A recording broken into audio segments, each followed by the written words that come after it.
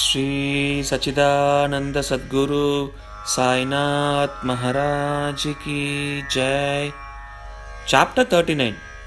Baba's knowledge of Sanskrit. His interpretation of a verse from Gita. Construction of the Samadhi Mandir.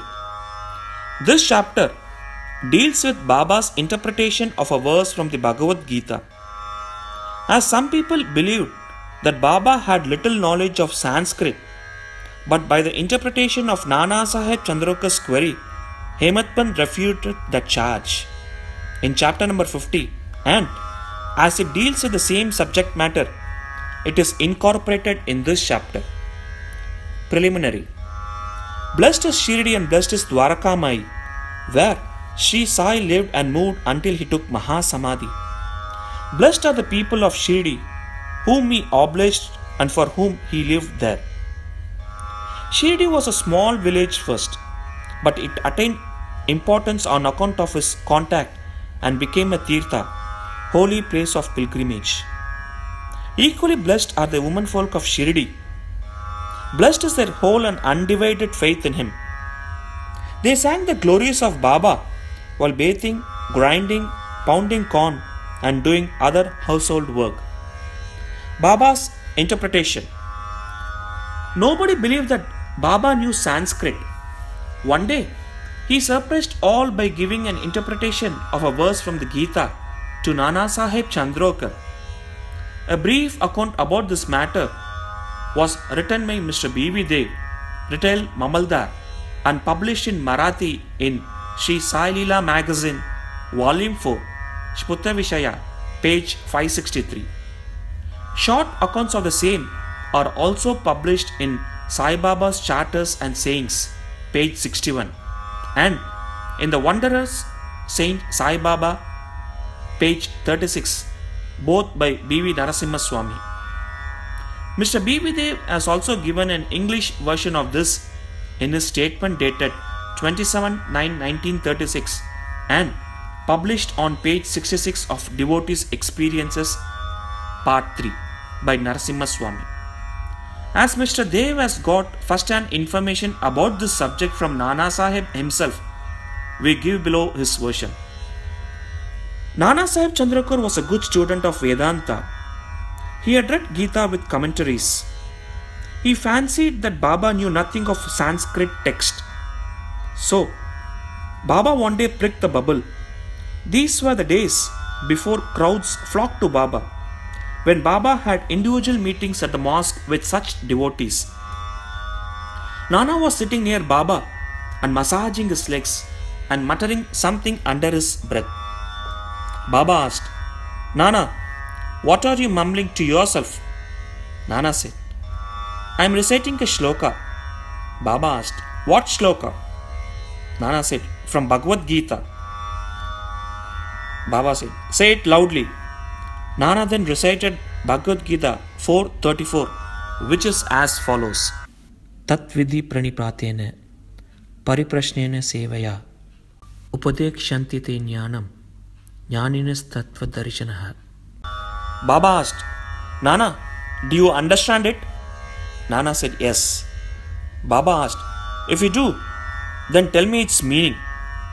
Nana said, "It means this: making Sashtanga Namaskar, that is, prostration, asking the Guru, serving him, learn what this knowledge is. Then those who have attained the real knowledge of the Sadvastu will give you Upadesha of knowledge." Baba asked, "Nana, I do not want this sort of collected purport of the whole stanza. Give me each word, its grammatical force and meaning." Then Nana explained it word by word. Baba asked, "Nana, is it enough to merely make prostration?" Nana said, "I do not know any other meaning for the word pranipat than making prostration." Baba asked, "What is pariprashna?" Nana said, "Asking questions." Baba asked, "What does prashna mean?" Nana said, "The same." Baba asked, "If pariprashna means the same as prashna, why did Vyasa add the prefix pari? Was Vyasa off his head?" Nana said, I did not know of any other meaning for the word Pariprashna. Baba asked, Seva, what sort of seva is meant? Nana said, just what we are doing to you. Baba asked, is it enough to render such service? Nana said, I do not know what more is signified by the word seva. Baba asked, in the next line, Upadekshanti te jnanam. Can you read any other word in lieu of jnanam? Nana said, yes. Baba asked, what word? Nana said, ajnanam. Baba asked, taking that word instead of jnan, is any meaning made out of the verse? Nana said, no. Shankara Bhashya gives no such construction. Baba asked, never mind. If he does not, is there any objection to using the word ajnan if it gives a better sense? Nana said, I do not understand how to constitute by placing ajnan in it. Baba asked, why does Krishna refer Arjuna to Tadvarish to do his prostration, interrogation and service? Was not Krishna here Tadvarshi, in fact Jnana itself? Nana said, yes, he was. But I do not make out why he referred Arjun to Jnanis. Baba asked, have you not understood this? Nana was humiliated. His pride was knocked down. Then Baba began to explain. It is not enough merely to prostrate before the Jnanis. We must make Sarvasya Sharanagati, complete surrender to the Sadguru. Mere questioning is not enough. The question must not be made with any improper motive or attitude, or to trap the Guru and catch mistakes in the answer, or out of ideal curiosity. It must be earnest with a view to achieve spiritual progress or liberation. Seva is not rendering service with the feeling that one is free to offer or refuse service. One must feel that he is not the master of the body, that the body is Guru's and exists merely to render service to him. If this is done, the Sadguru will show you what the knowledge referred to you in the previous stanzas. Nana did not understand what is meant by saying that a Guru teaches Ajnan. Baba, how is Jnana Upadesh, that is imparting of realization, to be effected? Destroying ignorance is Jnana. Of verse OV 1396 of Dhyaneshwari, commenting on Gita 18-66 says, removal of ignorance is, O Arjun, if dream and sleep disappear, you are yourself.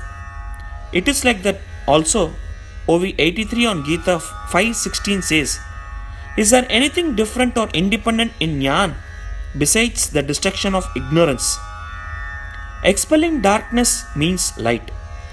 Destroying duality, Dvaita, means non-duality, Advaita. Whenever we speak of destroying Dvaita, we speak of Advaita. Whenever we talk of destroying darkness, we talk of light.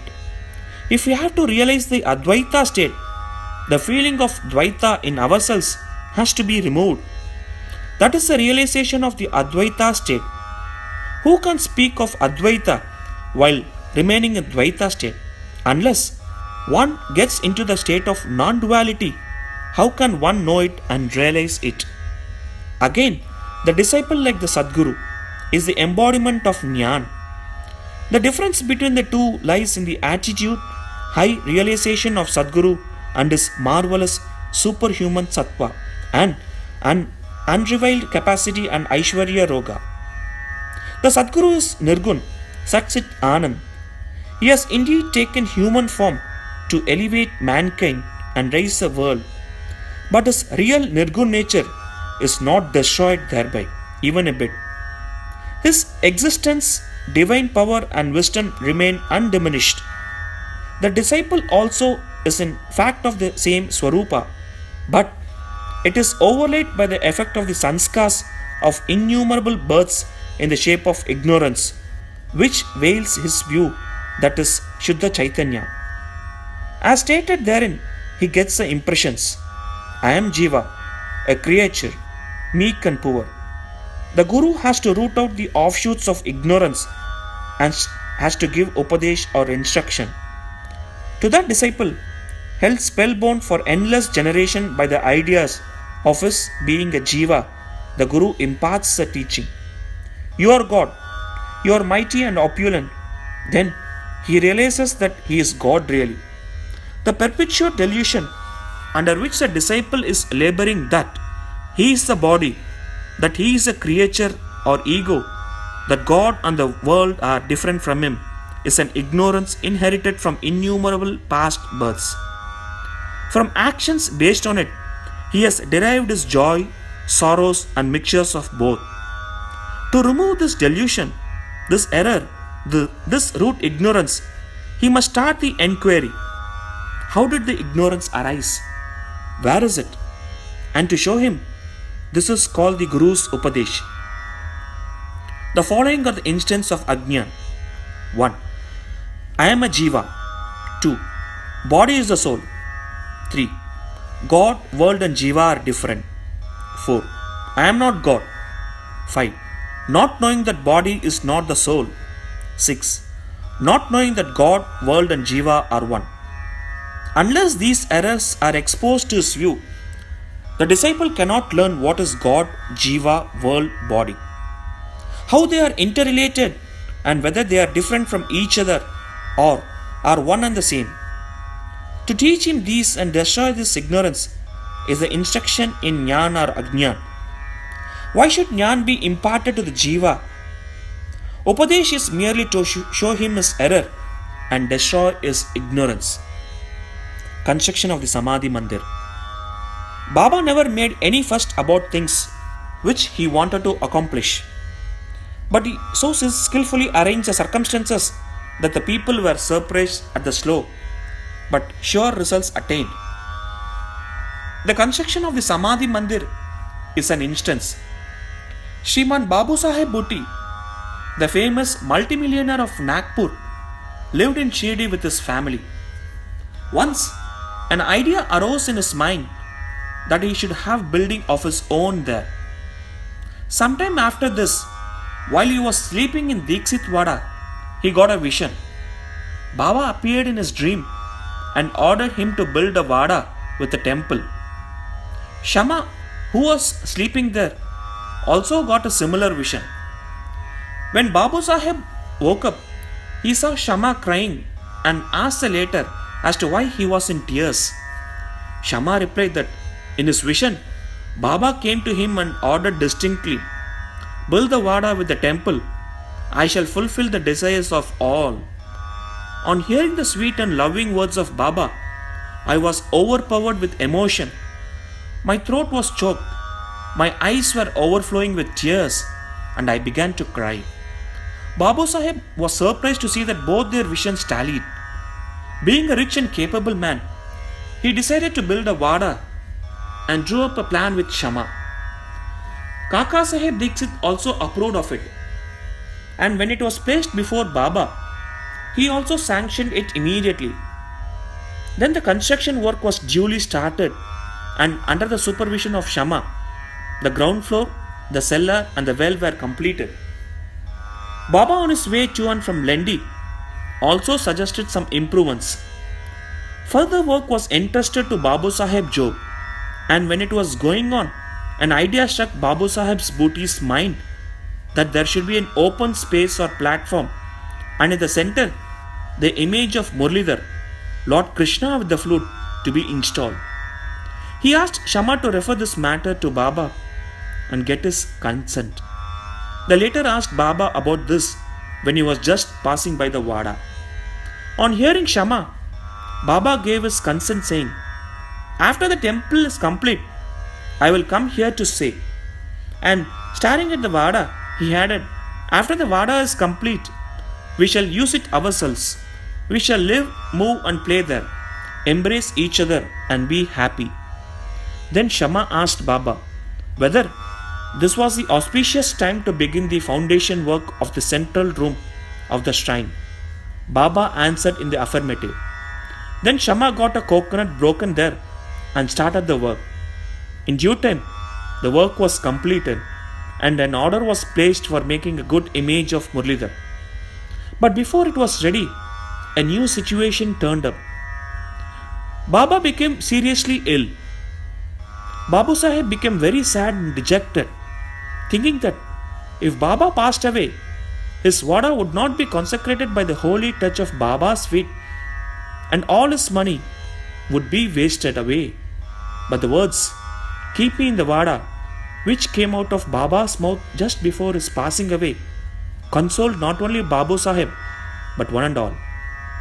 In due time, Baba's holy body was placed and preserved in the central shrine meant for Murlidhar, and Baba himself became Murlidhar, and the Vada thus became the Samadhi Mandir of Sai Baba. His wonderful Leela is unfathomable. Blessed and fortunate is Babu Sahib Bhoti, in whose Vada lies the holy and pure body of Baba. Bow to Shri Sai, peace be to all. Shri Satchidananda Sadguru Sainath Maharaj Ki Jai.